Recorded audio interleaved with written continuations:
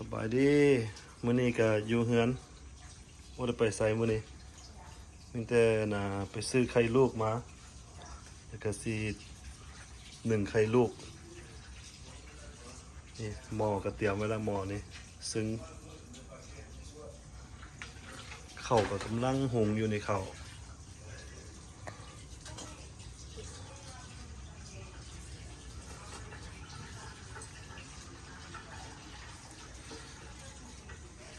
ไข่ลูกอยู่อเมริกานี่บ่แม่นถูกเลยนะ$60แต่อันนี่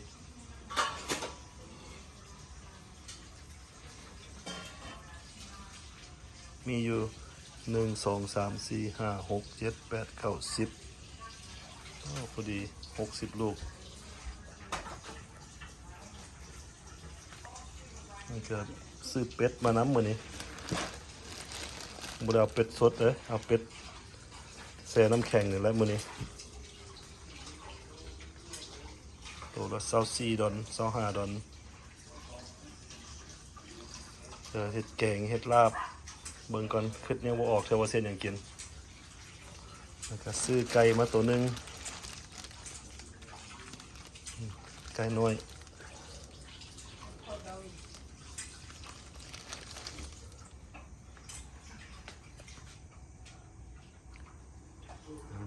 เตรียมเบิ่งก่อนว่าเส้นหยังกินเบิ่งกันเด้อแล้วก็มีอันน่ะพอกเบอร์รี่น้ำสิพอกเบอร์รี่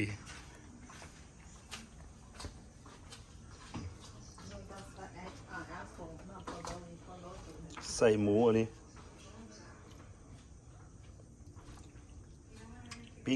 ปิ้งใส่หมูกินกับข้าวเหนียวกับจ้ำเจียว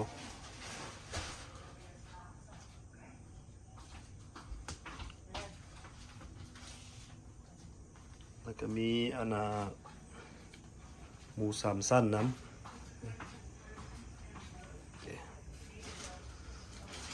อันนี้ก็สิทอดต้มแล้วก็ทอดอันนี้หมูสามสั้นอันน้อยๆนี่ก็แพง$27 $28เท่านี้นะจักเผาเบิ่งดูจักเผา4เผาไป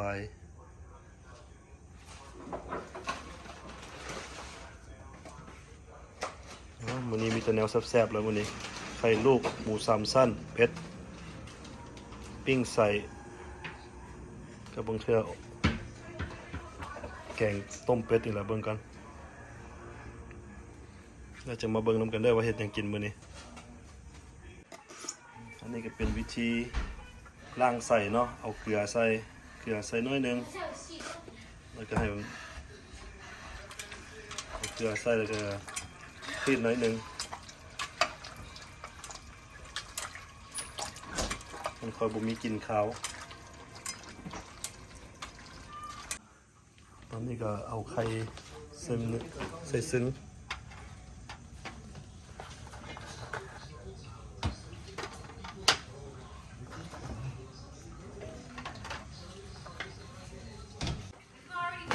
แล้ววันนี้มีแต่ทาวันนี้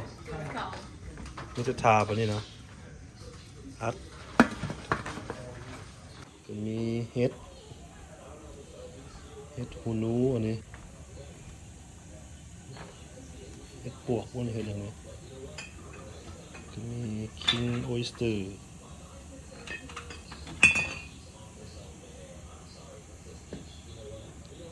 เห็ดก็มีหลายชนิดเห็ดมื้อนี้ผลรวมมิตรไปหมดเลยก็มีปลาบลูรันเนอร์จะคือปลาทูนี่แหละปลานี้ก็ตีนไก่ท้องหมู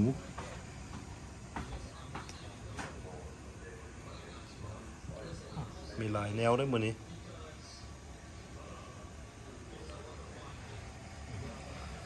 ใส่ก็กำลังต้มอยู่พี่ใส่ไข่ก็กำลังนึ่งไข่นะไข่ลูกมีแต่แนวคักๆมื้อนี้มาเด้อมากินน้ำกันเด้อ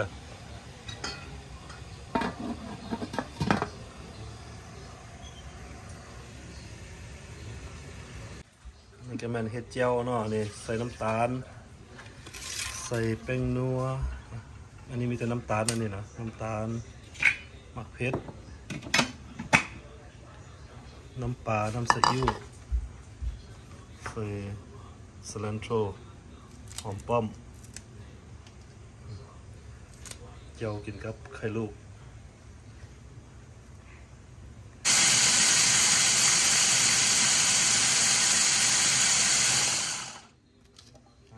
เจียวกันแล้ววันนี้ซีมเบิ้งแซ่บบ่วันนี้ลองซีมมันก่อนปุ๊บครับแซ่บเอามาเบิ้งดูวันนี้ไข่สิสุกหรือว่าไข่ลูกเนี่ยโอ้ไก่แล้ว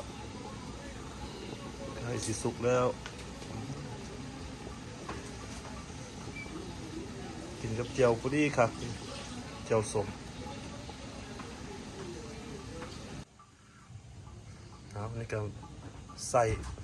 เรียบร้อยแล้ววันนี้ใส่หม้อปิ้งวันนี้แอร์ฟรายเออร์ถ้าจะหน่อยก็เตรียมกินเท่านั้นแหละเป็นแต่แซ่บบ่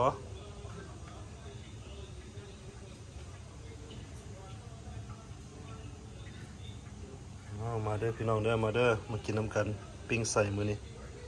จะหน่อยแล้วมากินน้ำกัน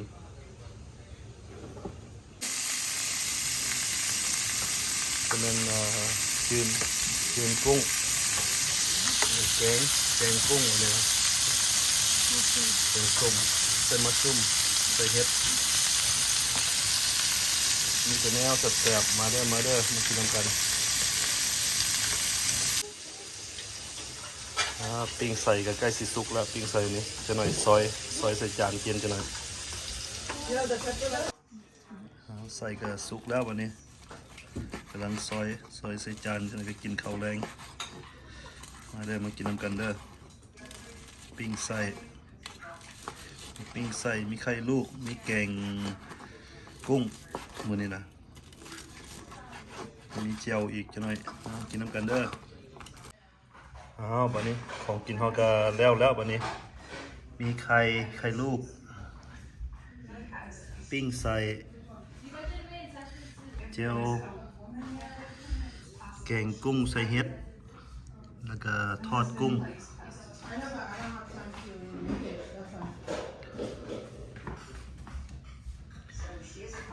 มาเด้อกินน้ำกันเด้อมีแต่แนวแซ่บๆด้วยมื้อนี้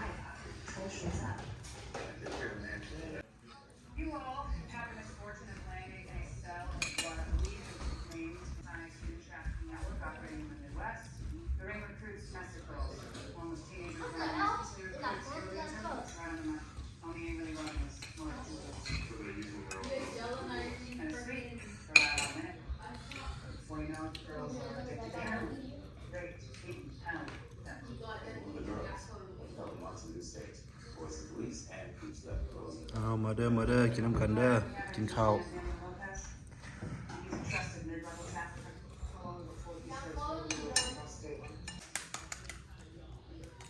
กินไข่กันมาเนี่ยเด้อกินไข่ลูกน้ำกันแซ่บ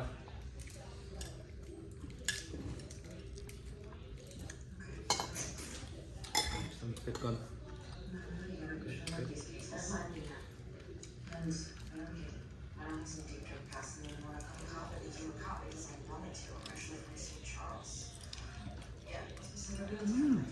ครับตัวบักง่ายพุ่นนะปวดเป็นมักเมาเด้อ So you drunk? บ่เมามันจะแซ่บเท่านั้นแหละ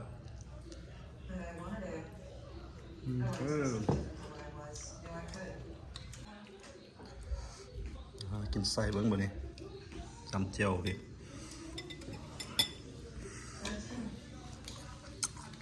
ครับแซ่บลองหน่อยเบิ้งเห็ดแกงใส่เห็ดแกงกุ้งใส่เห็ด